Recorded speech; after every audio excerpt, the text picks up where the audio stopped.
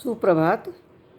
कक्षा 10 की प्रिय छात्राओं, ये हिंदी विषय की कक्षा है और हिंदी विषय में हम लोग गोस्वामी तुलसीदास का पाठ, अभी हमने धनुष भंग पढ़ा और धनुष भंग के बाद उन्हीं का वन पथ पर पढ़ने जा रहे हैं, जो कि कवितावली, तुलसीदास द्वारा रचित कवितावली के अयोध्या कांड से लिया गया है।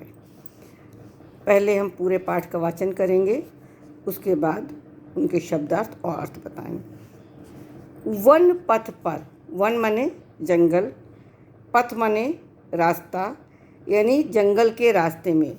बच्चों, आप लोगों ने ये कहानी सुनी है कि भगवान राम को वनवास दिया गया था और उस समय जब राम, लक्ष्मण और सीता जी वन को जाते हैं तो रास्ते में, वन जाने के रास्ते में, यानी जंगल के रास्ते में जो कुछ गतिविधियाँ होती हैं उसका इसमें वर्णन किया गया है।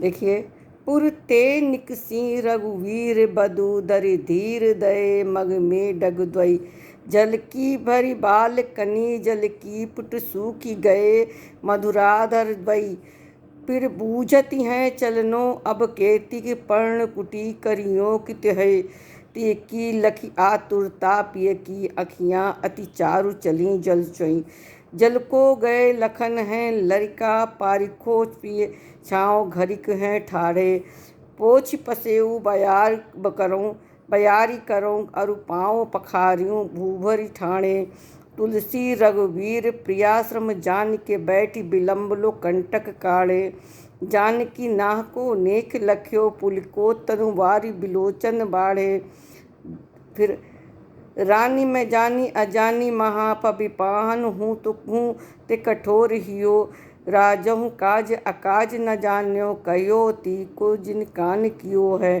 ऐसी मनोहर मूर्ति ये विचरे कैसे प्रीतम लोग जियो हैं आखिन में सखी राघवे जोग इन्हें किनके वनवास दियो है शीस जटा उर बाहु विशाल विशाल बिलोचन लाल तिरछी सी भवे हैं तूर सरासन बान धरे तुलसी वन मार्ग में सुठ सो हैं सादर बारह बार सुभाए चितहि तुम त्यों हमरो मन मोह हैं पूछती ग्राम बधू सी सो कौर सावरे रे सखी रावरे को है सुनी सुंदर बैन सुधारस साने सयानी है जान की जानी भली तिरछे करी नैन के दैन सने सनेह तिये समुझावई कछ मुस्काई चली तुलसी यही अवसर सोई सबई पुल अवलोकति लोचन लाहु अली अनुराग तड़ागे में बानु उदय भी सई मंद कुंजिल कंज कली।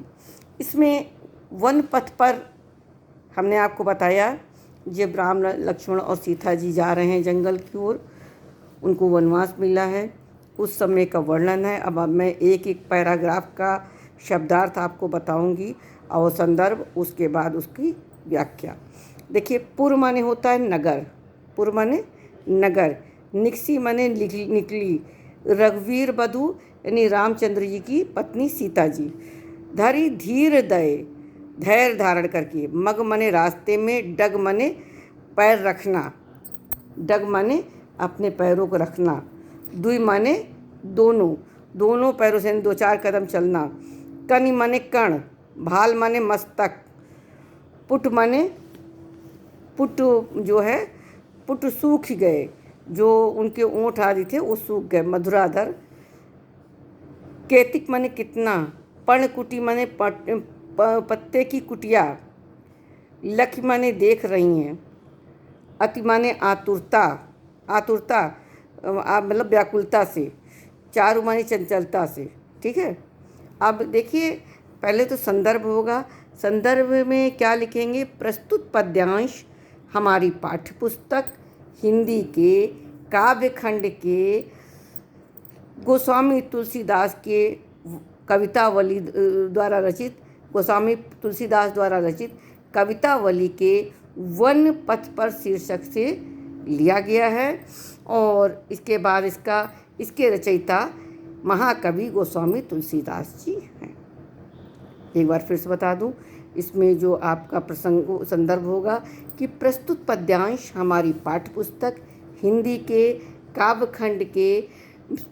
काव्यखंड में तुलसीदास द्वारा रचित कवितावली के अयोध्या कांड से लिया गया है और इसके रचयिता महाकवि तुलसीदास जी। देखिए 2 बार में थोड़ा बहुत बदल जाता है, तो ये नहीं कि इसको मैडम ने पहले ये बताया अब ये बताया, इसको थोड़ा सा ध्यान दीजिएगा। प्रसंग है तो प्रसंग में लिखेंगे, कवि ने अयोध्या से वन जाते समय पैदल ही बहुत ही सुकुमारी जो थी सीता जी, उनकी करुण दशा का मार्मिक वर्णन किया है। अब इसका हम आपको बताएंगे। पुरते निकसी रघुवीर बधूधर धीर दये मग में डग दोय। कहते पुर अर्थात अयोध्या नगरी से रघुवीर वधु अर्थात सीता जी जैसे ही निकली तो बहुत ही धैर्य के साथ धैर्य धर के यानी धैर्य धारण करके उन्होंने रास्ते में 2 ही कदम रखे थे कि वो थक गई। और पूछती हैं, झलकी भली भाली भरी भाल कने जल की। भाल माने मस्तक पे उनके पसीने की बूंद, जल की बूंदें उसी समय छलकने लगी। पुट सूख गए मधुराधर वही। और जो वो इतनी कोमल थी, इतनी वो थी कि उनके सुंदर जो ओंठ थे वो प्यास के कारण सूख गए। उनके ओंठ जो थे वो इतने प्यारे थे, इतने सुंदर थे और मधुर थे कि वो मतलब प्यास के कारण सूख गए। फिर बूझती हैं चलनो अपकेतिक। उसके बाद रामचंद्र जी से पूछती हैं कि आप बताइए अब कितने कदम कितना और चलना है। पर्णकुटी करी हो कितुहै। कहाँ पर आप कुटिया यानी जो पत्ते की बनती है कुटिया उसको आप कहाँ पर बनाएंगे और हम लोग कहाँ विश्राम करेंगे। तिये की लखी आतुर तापिये की अखियाँ अति चारु चलई जल सई। और कहते हैं इस प्रकार से श्री राम ने अपनी पत्नी सीता की थकावट को जान करके, यह थकावट जो उत्पन्न हुई उसकी व्याकुलता को, आतुरता में व्याकुलता को समझ करके, प्रिय माने प्रिय पति श्री राम के लिए और प्रिय माने पत्नी, अपने पत्नी की इस प्रकार की व्याकुलता को जान करके और उन्होंने क्या किया कि उनके सुंदर नेत्रों में अश्रुधारा सी बहने लग गई। देखिए अखियाँ अति चारु चली जल छोई। उनके आँखों से चारु माने चंचल जो आँखें, सुंदर आँखें थीं, उनसे जल की धारा बहने लगी अर्थात वो रोने लग गए। अब इसका आप संदर्भ देखिए, इसमें प्रसंग संदर्भ व्याख्या हो गई। अब काव्य संदर्भ हम आपको बता रहे हैं। प्रस्तुत पद्यांश में सीता जी की सुकुमारता का बहुत ही मार्मिक वर्णन जो आपने प्रसंग में लिखा है, संदर्भ में शुरुआत में लिखा, वो बात एक इसमें भी लिखेंगे कि प्रस्तुत पद में सीता जी की सुकुमारता का मार्मिक वर्णन किया गया है और सीता जी के प्रति राम के प्रेम का भी की सुंदर अभिव्यक्ति हुई है। दोनों चीज़ें, राम की प्रेम की भी अभिव्यक्ति की गई है। भाषा सुकोमल और मधुर है और शैली चित्रात्मक और मुक्तक है। छंद सवैया है और आपका जो रस है वो करुण रस है। अलंकार है, अनुप्रास अलंकार है और जो भाव है वो ऐसा है, गोस्वामी जी गीतावली में अयोध्या कांड से इसको व्यक्त कर रहे हैं, तो उससे उसका कि कहो तो विपिन सो केतिक हो, ठीक है, ये उसमें कहा गया है।